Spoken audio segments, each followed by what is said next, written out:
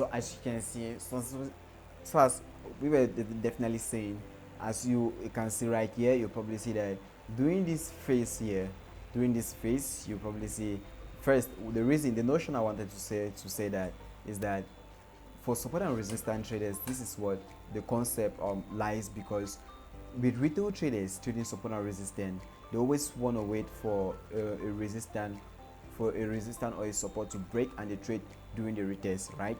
So this is where the concept of this manipulation is gearing to. So since these traders, this category of traders, they probably wait for what, a break and a retest to what, to take on to trade. So break and retest traders definitely hold on to these. Now as such, it is prone to manipulation, because large investors know how these traders look at the market, analyze the market, and definitely take their positions. Now as a result of that, this is where the concept comes, it lies, because what, it needs to take out these traders in order to fill their positions necessary to grind the market to make massive profit. As a result of that, you have what, after you must have identified your distribution phase, you have your manipulation distribution phase, and during the redistribution, which you definitely, so during this formation right here, this is a read day. During this redistribution move to the downside, you probably have what, this is a wave where you definitely, during this this reversal back into it, this is when you had what, you had to consider a trade. You grind what, the redistribution signal, so the redistribution wave. Now, so if you take a look at this, you will bear with me that as price did what, did break to this downside, a lot of break and retest traders are looking forward for short sell positions, and as a result of that, since they don't have that account necessary to place sell positions and place stop losses above here, you have what, they are prone to what, to place tighter stop losses, and as such, you see the market does what, the market makes some formation or does some price movement to like induce more traders in the market, telling them it is more confident or it is more okay for us to pull the trigger, to put in more sell positions. But as a result of that, you probably see, and most of them place stop losses at the middle, because what, it takes whole lot, because we might sometimes it covers 50 pips, 100 pips, 75 pips, 80 pips for you to what, sometimes 200 pips, 250 for you to place a stop loss above here. So you see that these traders, rather these retail traders, most retail traders, rather prefer to place stop losses 15, 25 pips, 30 pips. As a result of that, market pushed in, grab these stop losses, grab this liquidity, and what, move to the downside, right? So that's it. And as you can see here very well, significantly, you'll probably see that price did what, price did after this break, it did mitigated, and you had what, we had this significant shot to the downside, making what, definitely telling you that a lot of traders are definitely anticipating sells, are definitely placing sells, are definitely interested in the sells. And you can see price did came back, you had an attempt to sell, and price did pushed in this, and definitely had what, had to take out this, and definitely what, mitigate this zone right here, and take out what, take out this internal range liquidity before what, before considering a trade back to the downside. So during this entire move right here, you definitely wait for your lower time frame confirmation before what, before considering a trade to the downside. So as simple as it is. So this is the concept behind this particular move.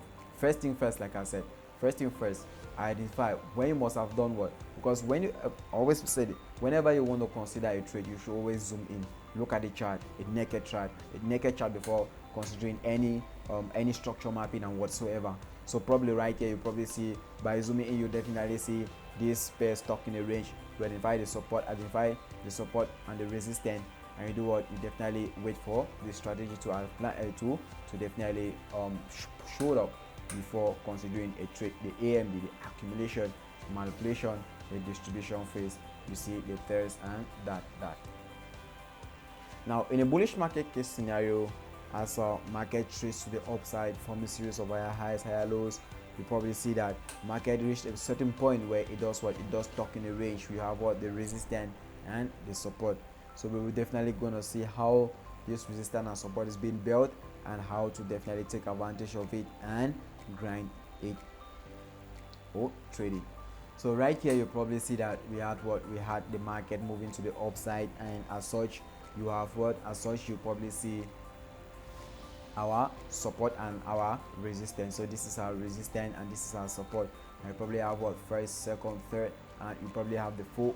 So you have the first, second, third, and you have what, you have the market break during this fourth move here, during this fourth attempt to mitigate this zone. So you probably see how you had that manipulation to the downside. So whenever you had such scenario, you wait for the market, or you wait for the market to do what, to break. When you must have had a break, verify your manipulation, the manipulation and the distribution. So the manipulation and the distribution, and you wait for what, during the redistribution. So you definitely wait for a retest for what, to trade the redistribution. So you definitely want to trade what, the redistribution and not the distribution, right? There are certain cases where expertise, you can definitely do what, definitely take advantage of trading such, but in normalcy, you definitely have to consider the AMD strategy, all right, because this is a strategy put in place to trade such scenarios. Now let's take a look at this example.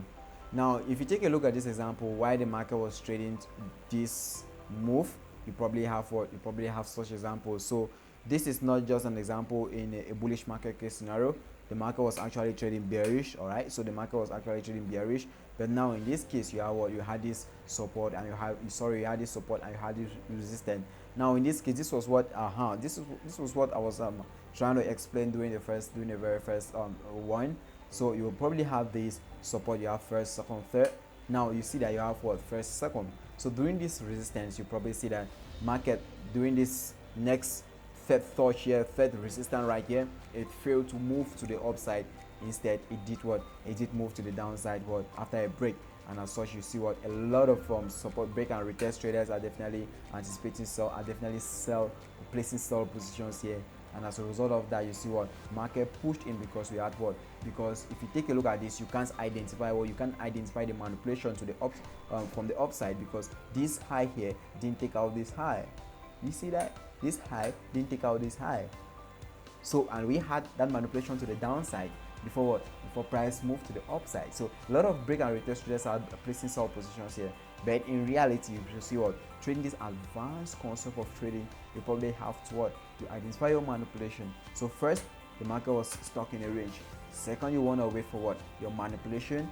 You move on to what, the distribution, and you wait for what, during the creation of a redistribution, you definitely wait. You identify your trade and you definitely grind what, your redistribution. So probably right here, and in most cases the market mitigates 50% of what, the redistribution starts from 50% of the accumulation. In most cases, 50% of the accumulation. That is the reason why you see, if a break and retest trader wants to really profit from this, the trader ought to place a trade and place it above the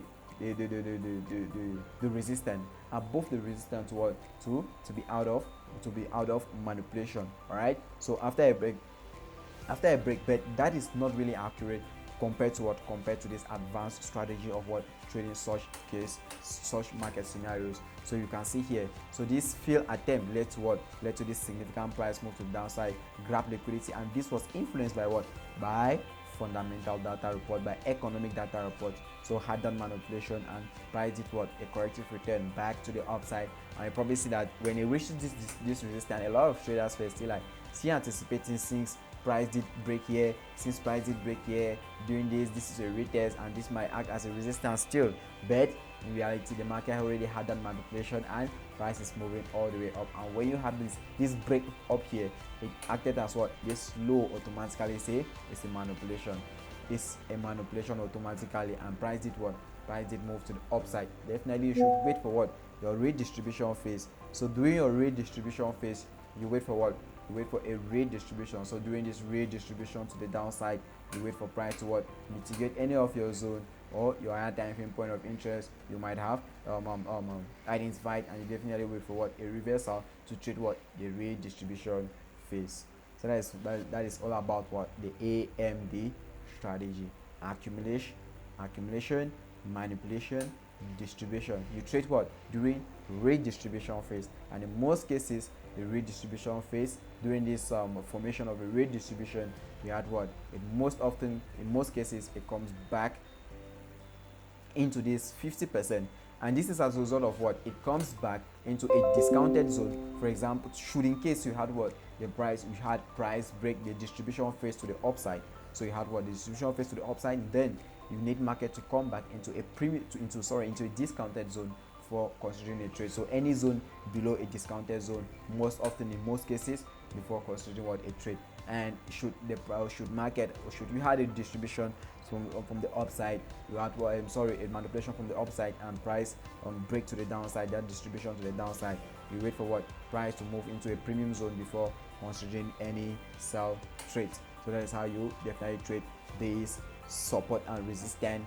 You use this as manipulation. So this is where our liquidity lies here. So if you can't identify this liquidity, then you are not trading what the AMD strategy. If you can't identify this manipulation, then you are not trading what the accumulation manipulation distribution phase. So after being mentioned, you have to what after studying this session, you should be able to first, you should be able to identify valid for you to definitely pave your way through. You should learn how to identify know how to identify a valid support and resistance in both bullish and bearish market. The next, you should know how to differentiate between what is support and resistance and equal highs and equal lows. So you shouldn't miss support and resistance for equal lows or equal highs, right? So you should be able to distinguish where and when to use support and resistance, and where and when to use equal highs and equal lows. It is very important. It is very, very, very, very important. So if you need to understand how to distinguish these two. So understand how to analyze how to identify equal highs and equal lows, and understand how to analyze support and resistance. And please, if you haven't understood this session, just go over and over and over and over and over until you grasp it very well before moving on to the next session. Thank you.